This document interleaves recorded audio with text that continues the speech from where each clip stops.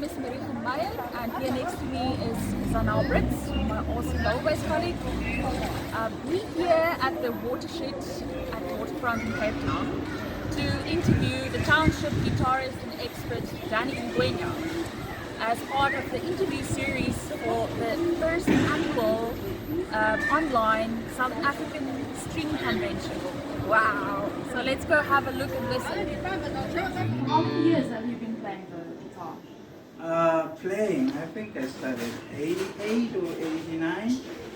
Yeah, so it's more than 30 years playing. Making guitars, that was 2001. What inspired you to start making them?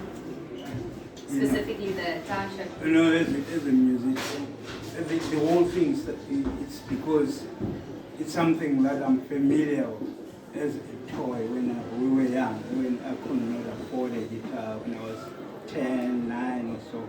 We used to make our own makeshift guitars out of cans. So that's the main idea, it was that. So when I was a musician, then I relocated to Cape Town. Then this guy just came, but he passed away, our first evening. He said, hey, I see you're a musician. What do you think about this can guitars that we used to make as kids? I'm like, hey, I love that. I used to make a lot, even sell them when I was 10 to my friends who could make better. And he said, yeah, just try one. Then started from there. So when I was going around playing, in the pubs and so on, I was using, it was not nice. It was really bad, but then I saw the kind of what people would think about the whole idea. Then I said, hey, just make a couple. When I'm playing, then you can sell. Then when we find that it works, then we can order from. They say, yeah, can you just. And obviously you started with acoustic ones. Yes. And That's the best way to do it because it's not noisy. People won't run away from it. You can imagine giving somebody this who can't even play one chord. People, they will get fed up. When I started, I was a teacher. I was a mathematics teacher. So a friend of mine could play. Then I asked him. He said, "Go buy a guitar. I'll show you people." I bought the guitar. Then every time, because it was a boarding school, so every time when the lessons were over, I would go to my apartment. My friends used to run away because I was like obsessed and I was playing crap. But after 2 or 3 months in it, where I could now combine a couple of chords, no one wanted to leave my place. that's how you got the jam. Like, yeah, that's jam going. How about the history of this? It's considered a traditional South African exactly. instrument. The funny thing you see, is that cans were all over the world, but the only part of the world that has a history of making instruments out of cans is Southern Africa. I'm like, what the hell? Nigerians, they have cans, they even have oil, they don't do that. But South Africa, Zimbabwe, Zambia, and so on, this is a history where youngsters used to pick a can and make a guitar out of that.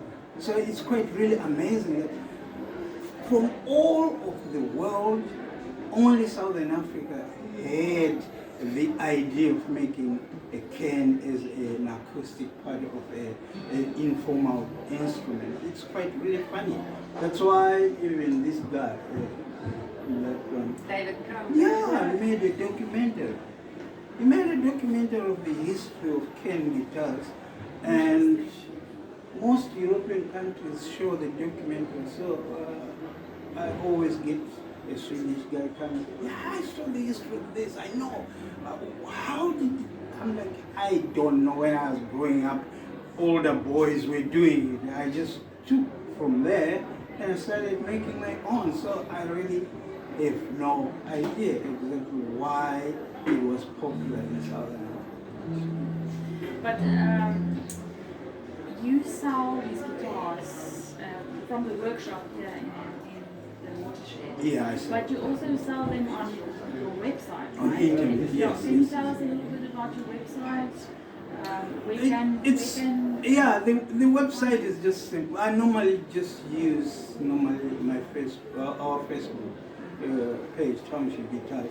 It's much more accessible, where I can draw people to come on WhatsApp. So it's easy for me to do that, to sell the guitars through that. The website is there, townshipguitars.com as well. But it's just mainly done for international people, because even the prices, we put them in dollars. But they order it from Yes.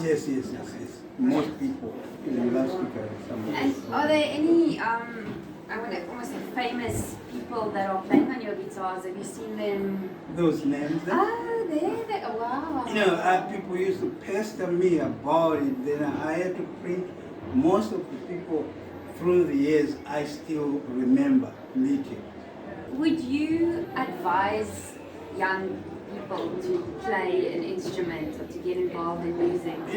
That's one thing that I think in the future, if I really have a bit of time and money, that's what I want to do.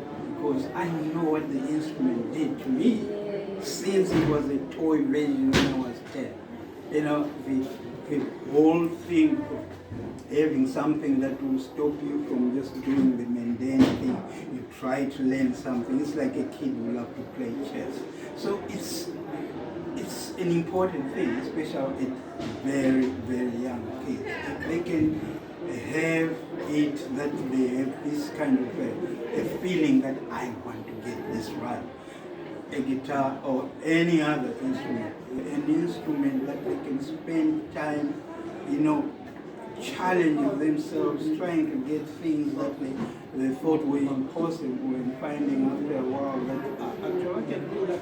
It's the best way of doing. And with an instrument, it's not only a mental thing, because if we have played an instrument for a while, then the mind is no longer part of that. It becomes something that, is about your feelings, which normally we always neglect. How we feel, our emotions, you can teach yourself, to really control that.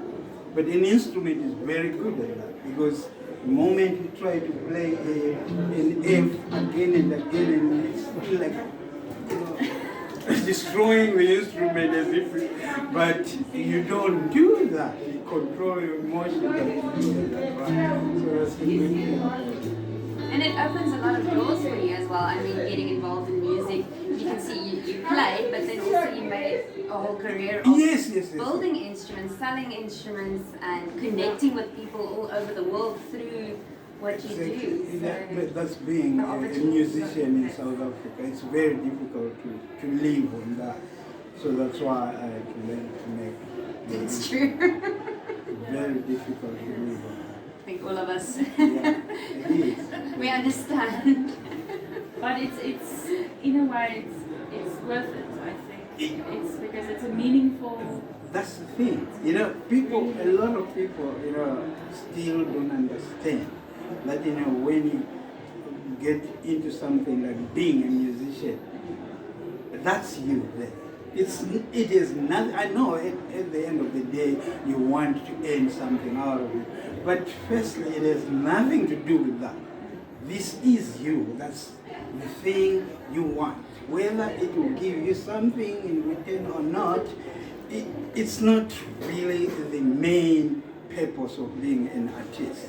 You just do something that you want.